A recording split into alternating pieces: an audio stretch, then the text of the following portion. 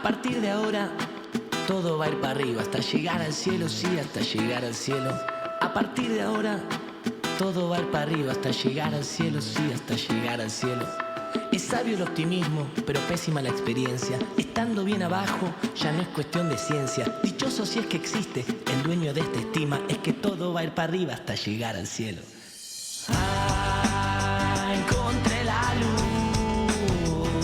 en la ciudad de los peajes. ¿Qué tal? ¿Cómo están nuevamente en Dame el Poder? Hoy el último programa. En estudios, Enrique Maurtua Constantinidis, quien es un experto en política ambiental, porque el tema que elegí para el último programa es el cambio climático.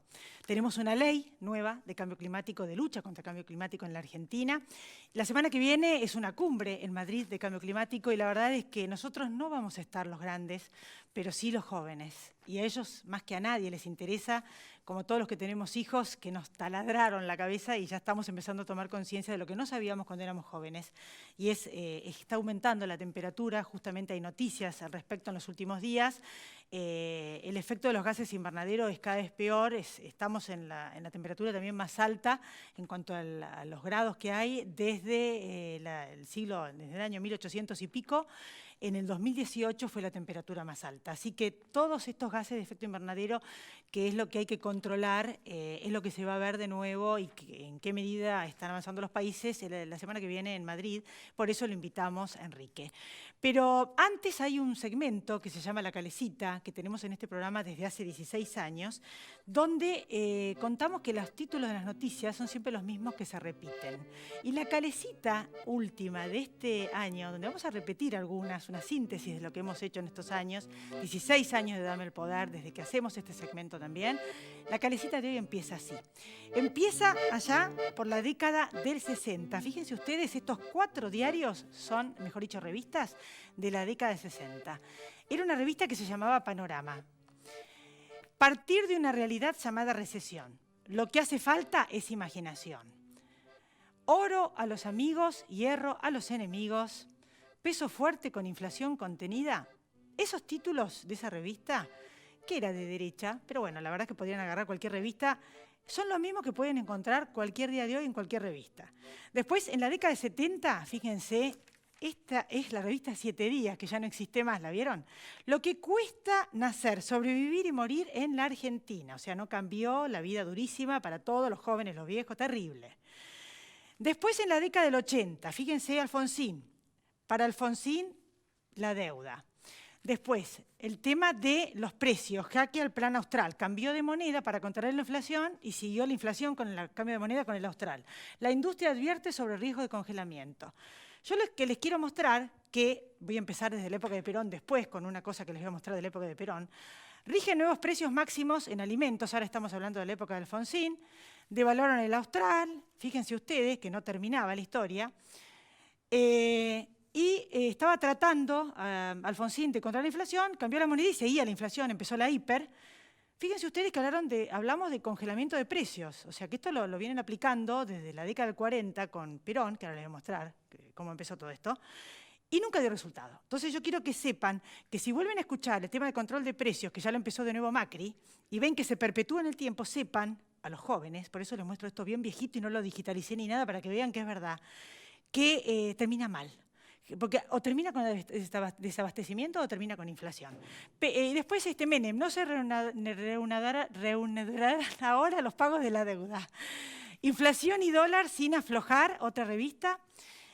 Acá está después les hablo de la justicia, se implementará un severo ajuste de la economía, dijo Roy, y Menem cuando asume que dice no hay otra salida, estamos en bancarrota. A un presidente siempre le dejó a otro una bomba, nunca lo solucionó, ni que hablar del tema de la justicia, que en esta época fue los impunes de siempre, esto fue anterior, esto fue la década de Alfonsín, del 80, y con respecto a los militares, los impunes de siempre se preparan otra vez para eludir a la justicia, que hizo los juicios y lo solucionó Alfonsín, que yo los esperaba ansiosamente porque me puse a estudiar ciencias políticas bajo un gobierno militar donde todo el mundo se burlaba de mí, porque el poder lo tenían los militares y yo les decía que yo estudiaba ciencias políticas porque yo quería que venga la democracia. Finalmente vino, finalmente hizo justicia Alfonsín, nunca estuve de acuerdo con la impunidad de lo que había pasado, y salvando la distancia, que por supuesto fue mucho peor, espero que ahora tampoco eludan la justicia, la impunidad con respecto a los actos de corrupción. Para terminar el tema económico, les voy a mostrar esto, donde empiezan el tema del precio, el control de precios. Había precio, decía, fijo y uniforme. Fíjense ustedes, 49,50. Miren esto, de la época de Perón, es del año 1954, porque es el expediente del año 54. Esta crema, este polvo del infantil. Bueno, en los 2 primeros años, en el año 46, más o menos mantuvo todo bajo control, pero después, cuando los precios de las materias primas y el oro que había en los pasillos empezó a mermar y bajaron los precios, ya no tenía más dólares, y bueno, se le empezó a complicar el tema de la industria y demás, y además empezó fuertemente la inflación porque el control de precios nunca dio resultado. Yo, la verdad, que me quiero bajar de la calecita, así que la calecita termina así. Muestren de nuevo a los chicos, les pido por favor, el logo de la calecita para que vean que yo me quiero bajar y que espero que esto se termine. Empieza así.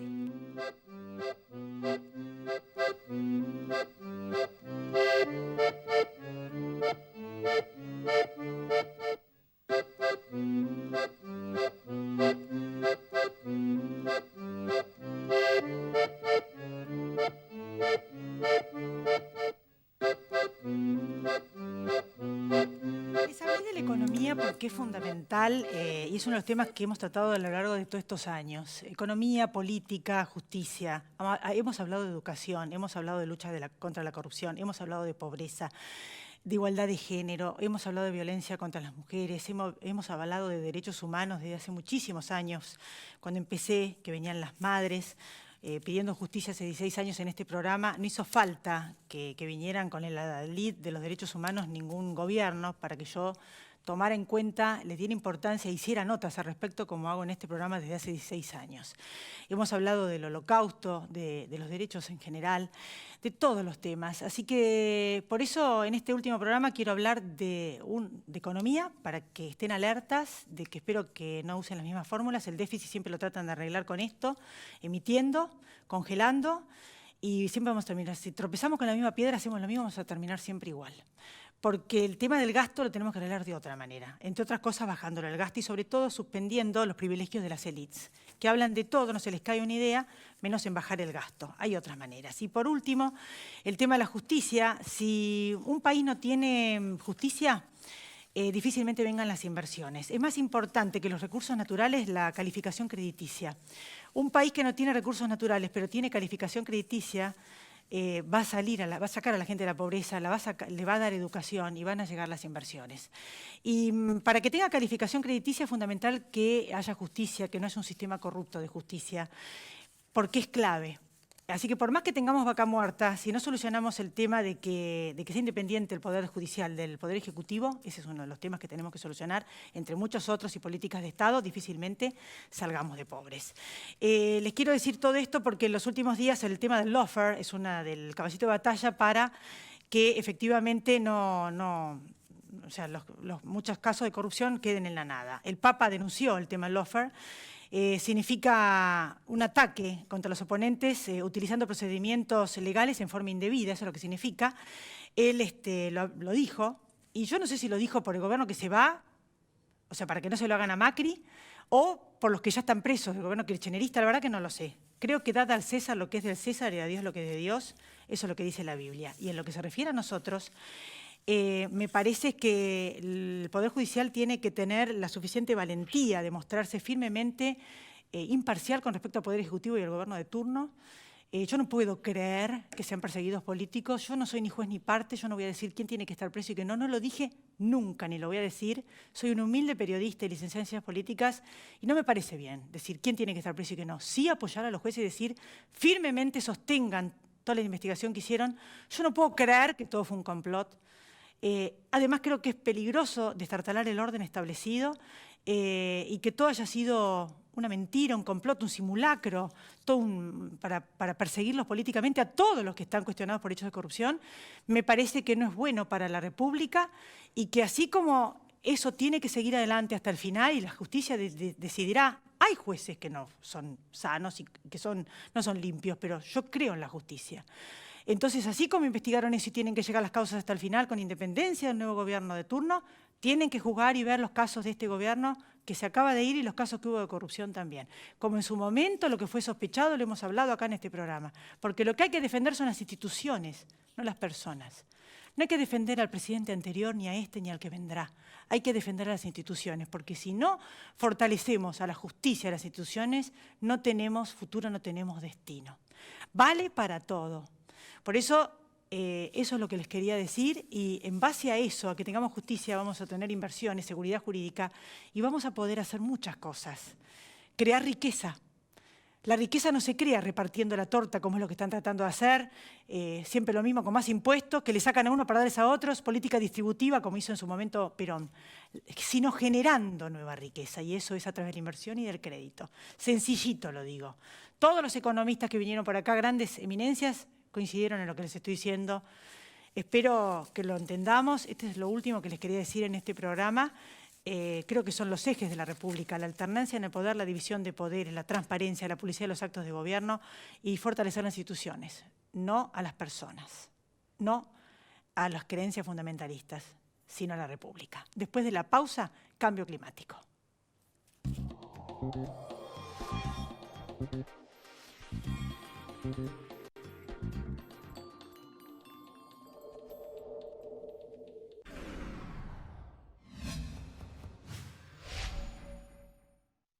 Ay, ay, ay, ay, ay, ay.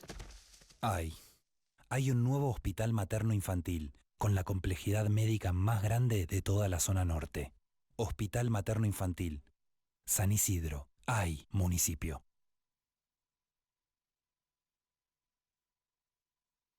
Grupo Petersen, desde 1920, construyendo el país.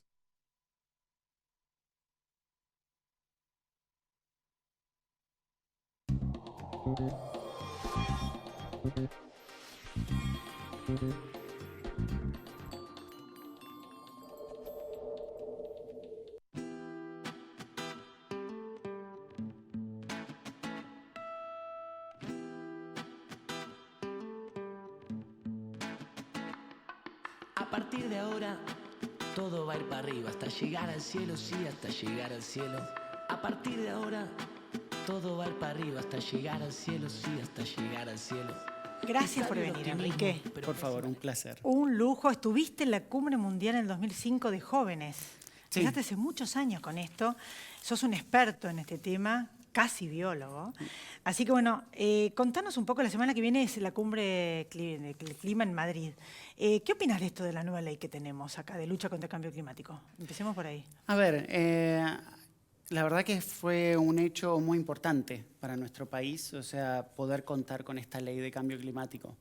Nuestro país necesita seguir construyendo instituciones, o sea, desde Fundación Ambiente y Recursos Naturales, o sea, siempre abogamos por el trabajo de respetar las instituciones y trabajar de manera, trabajar en el marco de lo que está estipulado en la ley y en lo que son las normas, digamos, que protegen, digamos, los derechos de las personas y del ambiente en este caso. Entonces, el hecho de que haya una ley de cambio climático, y esta en particular hace hincapié no en objetivos o en sectores, o sea, sino más bien en esa institucionalidad. Habla de la construcción de este gabinete interministerial de cambio climático, en donde todos los ministerios están obligados a aportar información para que la autoridad ambiental pueda, digamos, seguir construyendo en base a los inventarios nacionales de gases de efecto invernadero, que son los principales responsables del cambio climático, que cada país está obligado ante la Convención de Cambio Climático para informar y reportar cuál es el estado de situación. Entonces, de esta manera, la ley de cambio climático puede darle un marco que trasciende a las diferentes administraciones. Bueno, según el reporte de Naciones Unidas, las emisiones tienen que disminuir un 55% en el 2030. ¿Puede ser posible si Estados Unidos se salió del Acuerdo de París? A ver, eso todavía no se salió, digamos. Ah, ¿no? Hay una situación muy particular con la situación de Estados Unidos y el Acuerdo de París. El Acuerdo de París entra en vigor en 2016 y justo a días de haber entrado en vigor como tratado internacional, gana las elecciones el actual presidente de los Estados Unidos. Entonces, con parte de sus promesas de campaña, ¿no? De no ser parte de este acuerdo que ya había firmado y ratificado Obama. En ese sentido, no tuvo que esperar en realidad hasta recién principios de este mes para formalizar el pedido de salida, que no se va a hacer efectivo sino hasta dentro de un año. Paradójicamente va a coincidir casi con las próximas elecciones presidenciales de los Estados Unidos. Mira. Así que es posible que el propio presidente de los Estados Unidos no vea ese hecho consumarse.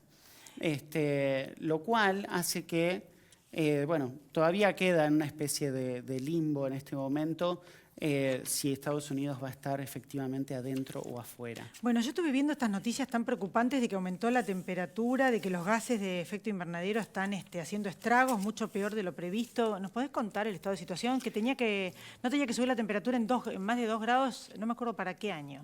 Y no estamos llegando. Todas las proyecciones hablan normalmente de finales de siglo. Sí.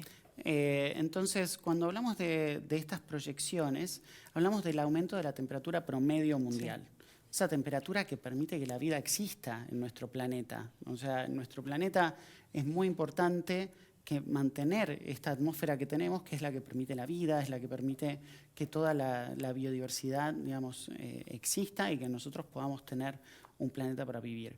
Ese promedio, o sea, se tiene que mantener más o menos constante para que no haya cambios grandes. Y esos cambios que han ocurrido desde hace ya muchos años, eso genera estos cambios climáticos. Empieza a aumentar 0,1 grado, 0,2, 3, ya estamos en casi 1 grado, digamos, en lo que va desde la revolución industrial hasta ahora. Lo cual, el Acuerdo de París dice que el objetivo es mantenerlo por debajo de 2 grados, con el objetivo de llegar a 1,5. ¿Hasta qué año debajo de 2 grados? Esto nuevamente, o sea, son proyecciones hacia finales de este siglo. Eso significa que para poder llegar a eso, o sea, tenemos que reducir globalmente las emisiones a la mitad para el 2030 y hacerlas casi cero o incluso negativas hacia el año 2050. ¿Es factible? Es factible. O sea, el tema es que es posible. Pero no lo están haciendo. El problema básicamente es que no está ocurriendo con la velocidad que tiene que ocurrir. Y acá la parte compleja es que esto es colectivo. Es la sumatoria de todos los países. Es todo lo que los esfuerzos sumados dan como resultado. Hoy por hoy los compromisos que existen de los países para poder cumplir con el acuerdo no nos llevan a 1,5 grados, o sea, nos llevan a 2,7 o 3,5. ¿Y qué va a pasar si sigue esa tendencia y pasa eso? ¿Qué va a pasar en el planeta? Suponete que no lo arreglan. Bueno, si no lo arreglan, digamos, lo que ocurre es justamente que los impactos del cambio climático van a empezar a ser fuertes. Va a subir el nivel del mar. Si sube el nivel del mar, va a haber países que van a desaparecer. Consecuentemente, va a haber migrantes climáticos. O sea, estamos acostumbrados, tristemente, a que las migraciones ocurren por situaciones extremas en diferentes países, o guerras, o diferentes casos políticos en algún caso. Bueno, pronto ya va a ser el clima el que va a generar migraciones. Y eso va a generar, que es lo que se está negociando, entre otras cosas, bueno, ¿cómo se va a abordar ese tema? Cuando desaparezca un país, ¿dónde va a parar la gente de ese país? ¿Qué va a pasar con esa nación? ¿Va a tener un lugar en otro país lo va a albergar? ¿Le va a cedir territorio? Bueno, hay un montón de preguntas que quedan por verse. El agua. En ese caso, las sequías. En nuestro caso, en Argentina, está claro que el problema va a tener que ver fuertemente con el agua. En algún caso por exceso y en algún caso por falta. Y en muchos casos, sobre todo para lo que es el centro de nuestro país, posiblemente los dos juntos. Lo cual, o sea, suena como controversial, pero básicamente lo que significa es que puede llegar a haber periodos de sequía largos y después muchísima agua que precipita en un momento dado toda junta. No como la película El día después, así de golpe cataclismo, sino a lo largo de los años. ¿O se precipitan los acontecimientos? No, a ver, digamos, Hollywood, digamos, hace sus interpretaciones, pero efectivamente vamos a estar enfrentados a situaciones que van a ser complicadas y que van a básicamente empeorar situaciones de desigualdad que ya hoy las vivimos. O sea, el tema de la pobreza, el tema del hambre, el tema del acceso al trabajo. En un mundo que no genera la suficiente cantidad de alimentos, o en un mundo que se ve amenazado por diferentes eventos extremos del tiempo, o sea, realmente eso va a generar que todas esas brechas que conocemos, que existen lamentablemente, se van a empeorar. Yo estuve leyendo bastante sobre el tema y muchas veces hay hasta biólogos que me han explicado que hay un fuertes lobbies con respecto a ver quién baja las emisiones y quién no, porque China y Rusia, que son los principales contaminantes y que son los que contaminan con energías no limpias, y China sigue fabricando además energías no limpias, están tratando muchos de estos países muy poderosos que los que bajen las emisiones sean los menos desarrollados, y hay como una dicotomía. Y lobby, por ejemplo, de que la culpa la tiene la ganadería, cuando en realidad es el 10%, en realidad según las Naciones Unidas es el 13 o el 15%, y el 80 y pico por ciento son los otros sectores que tienen que ver con la energía, la industria, las residencias y demás. Entonces, justamente es aparte un tema de costos, ¿no? Es muy caro bajar las emisiones y cambiar a energías limpias, hidroeléctricas y ¿no? Hasta nucleares son más limpias. Entonces, bueno, ¿qué nos puede decir? Por ahí para aclarar un poco todo ese panorama, o sea, por un lado está las decisiones de los países, ¿no? En donde justamente a nivel Naciones Unidas se ve justamente esto de señalarse, digamos, y decir empiecen ustedes, que son los países desarrollados, los que tienen las capacidades, los que tienen los fondos y los que en un principio originaron el problema. A ver, eso es así. O sea, y la Convención lo dice en su texto y en el Acuerdo de París lo dice en su texto. La responsabilidad primera la tienen los países más desarrollados con más capacidades. Ahora hay una realidad también, o sea, hay países en vías de desarrollo que han generado muchísimas emisiones en los últimos años. Entonces, tienen cada vez más responsabilidad sobre el tema, incluido nuestro país, digamos. Argentina es un país que está posicionado en el puesto número 21 de nivel de emisiones. Entonces, no es despreciable lo que emite nuestro país en su conjunto. Entonces, pero eso siempre a nivel país. Después viene el tema de los sectores, o sea, que es un poco eso, ¿qué sector emite más? La principal fuente de emisión de gases de efecto invernadero a nivel mundial es la quema de combustibles fósiles. Petróleo, gas, carbón. Carbón es el más dañino en materia de generar emisiones. Justamente en muchos de los países, acá en nuestro país por ahí no lo vemos porque no hay prácticamente carbón, es muy poco, pero hay países más digamos, en Asia, incluso Estados Unidos o partes de Europa todavía, en donde el carbón es una fuente de energía muy importante. Entonces, desde ese lugar, está claro que el foco más grande, el sector con mayor nivel de proporción, en este caso, es el sector energético. Ahora, por las proyecciones, y recién hablábamos del tema de la ambición y si es factible llegar a eso, es necesario abordarlo desde todos los ángulos. O sea, el cambio climático no se soluciona con una solución mágica o una solución tecnológica. El cambio climático no podemos esperar a que a algún científico se le ocurra cómo arreglar el clima.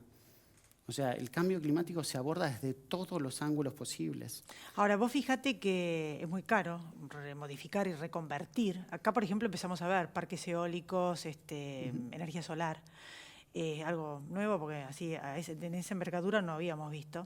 Y la verdad es que no sé en qué medida lo están haciendo China y Rusia, que son en ese orden los principales contaminantes en Europa. El que viajó a Europa vio que están muy concientizados y están modificando. Sí, los autos son eléctricos y demás, ¿no? En términos de lo que son nivel de emisión, dentro de los 10 principales emisores a nivel mundial están China, Estados Unidos, la Unión Europea, y después vienen Rusia, India, digamos, y varios otros países. El tema es que China, por ejemplo, es el país que más produce y más energía renovable instala por trimestre, o sea, a nivel mundial. La energía solar, a partir del año que viene, va a ser la fuente de energía más económica de todo el mundo. O sea, el problema es básicamente cómo se organizan los estados para favorecer ese desarrollo y aprovechar la oportunidad de inversión que genera, porque realmente es una oportunidad de desarrollo. Me queda un minutito menos. ¿Qué le dirías a la gente? ¿Cómo puede participar desde su vida cotidiana para ayudar en esto? Bueno, por un lado, digamos, en lo que es su vida personal es justamente prestar atención a las elecciones que toman, las elecciones que la gente toma a nivel de el transporte que usan, el alimento que consumen o las decisiones que toman en general. Y eso también se traslada al tipo de decisiones políticas que se buscan, porque esto no depende de la acción individual de la gente solamente. Bueno, esperemos que ahora, porque cambie de gobierno, no cambien todos los molinos. Yo vi los molinos de viento, diríamos, ¿no? De la energía eólica y todo. Porque cambia el gobierno y cambia todo, ¿viste? Lamentablemente ese es un riesgo que siempre está, digamos. Pero por eso es tan importante, o sea, priorizar ese desarrollo. Bueno, Enrique, te voy a volver a invitar el año que viene cuando siga con mi programa y te deseo lo mejor. Éxitos, ¿eh? Ahora que vas allá, ¿capaz vas a Madrid? Sí, voy. Bueno, y esperemos que por el bien de todos. Bueno, yo les agradezco a todos ustedes haber estado acá este año. Van 16 años de Dame el Poder. Gracias. Estamos en YouTube, síganos desde YouTube, en Instagram, también estamos en Twitter. El año que viene vamos a volver por este mismo canal. Y la última reflexión que les quiero hacer tiene que ver con una frase muy importante que dijo hace muchos años Winston Churchill, antes la había dicho Joseph de Maistre, italiano, en el siglo XVIII. Los pueblos tienen los gobiernos que se merecen. Y después agregó André Malraux, otro pensador, los pueblos tienen los gobiernos que se le parecen. Así que, en definitiva, eso es fundamental, de ahora en más, para poder elegir nuestro destino y que se cumplan nuestros sueños de tener un país mejor. Tengámoslo en cuenta. Yo me despido. Gracias a todos ustedes por haber estado ahí. También estoy en el email, todo lo que salió en pantalla, elisabethdeluca@fivertel.com.ar. Les deseo un feliz año, una feliz Navidad. Este programa se hace con total honestidad desde hace muchos años y nada, con sinceridad, con transparencia, buscando la verdad, sin más interés que ese, el periodismo. Nos encontramos el año que viene. Gracias, lo mejor para todos ustedes.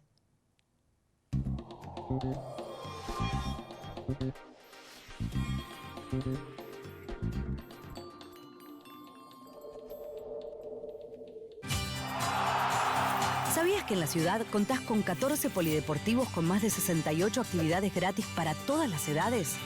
Chatea con la ciudad y conocé las disciplinas a las que podés sumarte y cómo hacerlo. ¡Vamos, Buenos Aires!